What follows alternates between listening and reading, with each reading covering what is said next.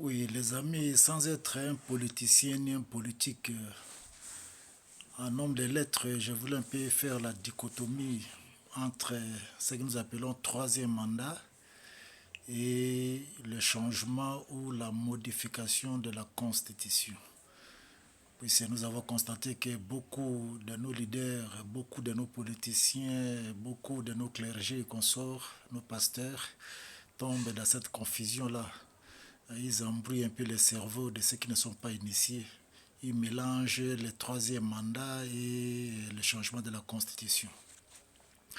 Je crois parler du troisième mandat d'un président ou d'une personne, cela consiste à s'expliquer dans ce sens que celui-là a fait un premier mandat qui était par exemple de 2 ans, de 3 ans, de 4 ans, de 10 ans.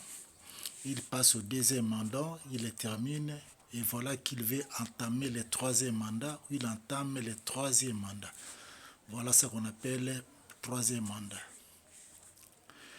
Mais quand on veut changer la Constitution, retenez qu'en changeant la Constitution, donc la pendule rentre à zéro, le tout rentre à zéro, on oublie le tout passe, tout ce qu'on a vécu passe, reste dans le passé et on a une nouvelle ère.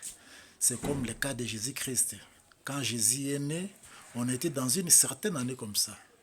Mais en commençant par la naissance de Jésus, tout était rentré à zéro et on a commencé en l'an zéro. C'est ce que nous avons quand on change une constitution. Donc le tout rentre à zéro et on recommence. Alors, si nous demandons à ce que le peuple puisse accepter qu'on puisse changer la constitution, ne parlons pas de troisième mandat. Puisque celui qui est au pouvoir ne va pas briguer un troisième mandat, puisque le tout va rentrer à zéro. Donc les 2 mandats qu'il a déjà passés passent dans les oubliettes et le tout commence à zéro ou bien recommence à zéro. Donc les mandats qu'il va briguer, ça sera son premier mandat d'une autre république, d'une nouvelle république que la Constitution vient de promulguer. Alors ne mélangeons pas en disant au peuple non, nous devons donner à celui-là le troisième mandat et nous devons changer la Constitution. Si nous mélangeons le changement de la Constitution au troisième mandat, nous nous embrouillons inutilement. Ce n'est pas la même chose et cela ne se marie pas.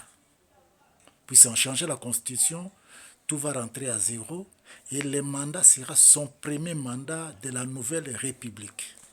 Comme le cas de la République démocratique du Congo, ça sera la 4e République et celui qui sera la présidence sera dans son premier mandat. Les 2 autres mandats sont passés dans les oubliettes. Voilà ce que nous devons comprendre du mot troisième mandat et du changement de la Constitution. Ne mélangeons pas les deux. Les deux ne se marient pas et ne se marieront jamais.